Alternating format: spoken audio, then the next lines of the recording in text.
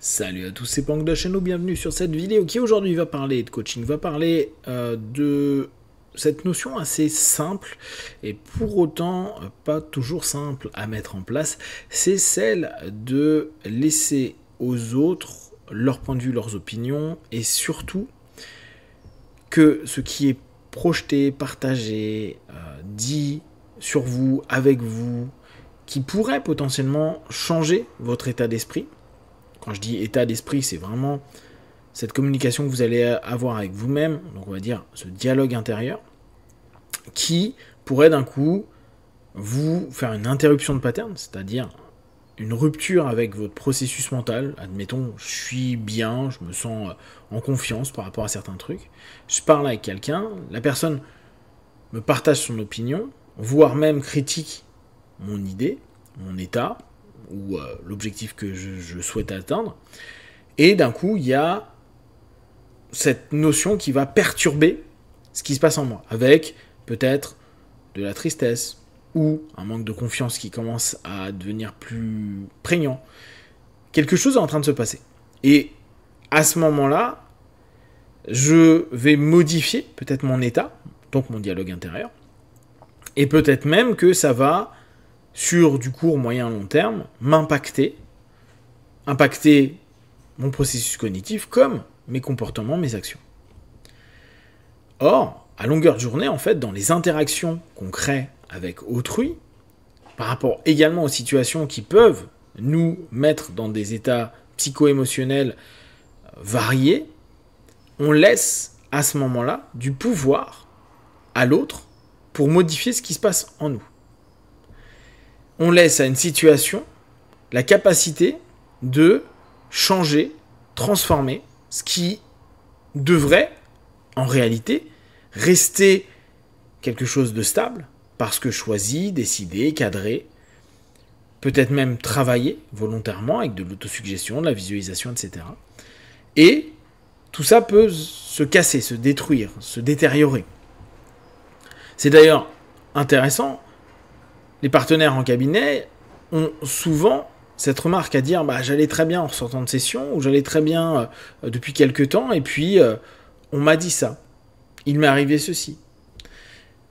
Et c'est des éléments qui ont modifié leur façon de se comporter, la perception qu'ils avaient des situations, des personnes, etc. Laisser à l'autre, et aussi à ce qui est circonstanciel, du pouvoir sur ce qui se passe en nous, c'est faire un gros cadeau à autrui. Ils peuvent nous influencer dès lors parce qu'on ouvre une porte. À partir du moment où on commence à se dire mais c'est moi qui suis responsable de mes pensées, c'est moi qui suis responsable de mes émotions, c'est moi qui suis responsable de mon corps, c'est moi qui vais pouvoir prendre en compte les informations, les trier, les sélectionner. Ça ne veut pas dire nier ce qui est en train d'être vécu, partagé, échangé. C'est simplement se dire, ok, mais là, si par exemple je transforme mon état de bien-être, je suis ok avec les choses qui se passent, en état de tristesse, j'aurais laissé à quelqu'un, au travers de ses réflexions, au travers de sa vision des choses, prendre du pouvoir sur ma personne. Vous savez, on dit parfois, ne vous mettez pas forcément en colère quand quelqu'un commence à vous faire des sales trucs, ou au contraire quand il est en colère. Parce que, à ce moment-là, vous répondez à sa suggestion, et on sait, si on prend mirroring, pace lead, l'effet miroir, la synchronisation qu'on peut créer avec le partenaire, la personne, ou l'individu qu'on ne connaît pas forcément, va avoir automatiquement un impact. En cabinet, c'est intéressant, ce mirroring. On peut rentrer dans la même émotion pour jouer avec, pour lui permettre de faire vriller une réflexion ou autre. Mais dans le quotidien, commencer à rentrer dans un état d'anxiété ou de colère, parce que quelqu'un d'autre, un individu X qu'on connaît ni d'Ève ni d'Adam, est en colère ou se sent offensé par telle ou telle chose, c'est laisser à cet individu-là la possibilité de nous contrôler. Alors j'exagère complètement, bien sûr que la personne elle n'est pas en mind control à dire tu vas faire ceci, tu vas faire cela. Mais nous, on a laissé à autrui du pouvoir. Alors c'est très amusant parce que on est constamment en train de se battre pour nos libertés. Ouais, je veux plus de liberté, je trouve que l'État, mon patron, ma famille, tout ça m'oppresse, c'est compliqué, je veux être libre de faire ce que je veux. Et en même temps, on s'aperçoit que cette dite liberté, elle est en rapport avec ce que les autres vont penser, ce que les autres vont vivre. On va prendre, admettons, une communauté qui se disent, bon, bah voilà, moi je m'en fous du système actuel, sa politique, etc. On crée notre propre écosystème avec notre propre façon de voir. Et on a des personnes qui ont des milieux de vie alternatifs.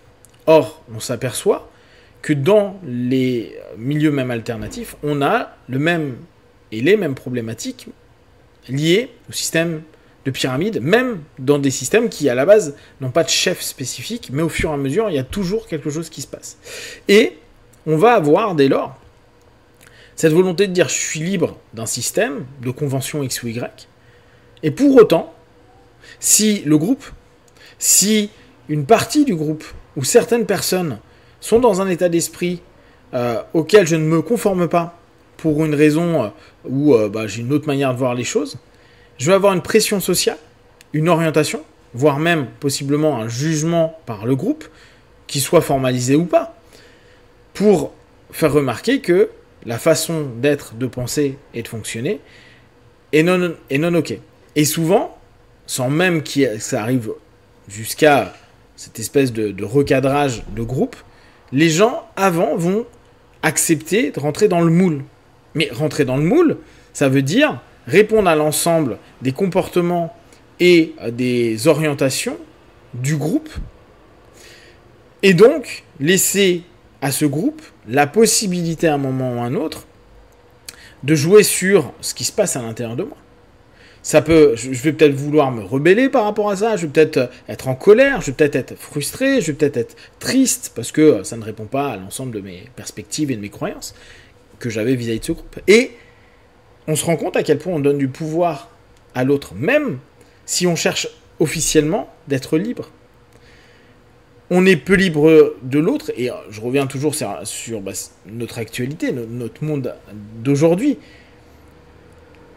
On se laisse influencer par des TikTok, par des YouTube. Potentiellement, si votre état psycho-émotionnel change en regardant cette vidéo, en disant « Ah, putain, j'aime bien, je suis bien ». Oui, parce que autant aller vers du truc. Ou inversement, « Ah, ce qu'il me dit, ça m'a foutu du plomb dans l'aile », comme on dit à l'ancienne. Vous me laissez, moi, dans un discours qui est un partage, un pouvoir que je ne cherche même pas à avoir. Je vous partage quelque chose. Mais s'il influence votre modèle intérieur, dans l'instant, c'est que vous n'êtes plus, vous, maître, maîtresse de votre monde intérieur, de votre psyché, système cognitif et autres. On peut prendre les éléments sans changer pour autant ce qu'on a décidé d'être et de faire. Alors bien sûr, c'est compliqué. Et c'est là où on rentre dans de la maîtrise de soi, en tout cas une recherche de maîtrise de soi. À se dire, je suis le maître de mon monde intérieur, physique, psychique, émotionnel, spirituel. Et les autres ne peuvent avoir d'impact sur ce monde-là que si je leur autorise, si je leur donne le droit. En gros, comme dans une séance d'hypnose, il y a un deal de départ, je suis d'accord pour que tu me suggères, tu m'orientes, tu me recadres, et que j'accepte ça. Et en fait, dans notre quotidien, dans nos cheminements et dans nos échanges, on devrait avoir des deals à dire « Ok, là, je suis d'accord que tu m'influences ou pas, je suis d'accord que tu modifies des éléments en moi. » Mais si c'est pas ok, un 50-50, vous devriez pouvoir rester insensible, entre guillemets, neutre par rapport à l'autre et pas lui donner ce pouvoir-là. Si vous avez des questions et des remarques, vous les partagez sur Facebook, YouTube, j'y répondrai le plus rapidement possible. Comme d'habitude, de tout ce que je propose, ne prenez que ce qui est bon et juste pour vous. Testez, observez, analysez et concluez. Be one. Ciao.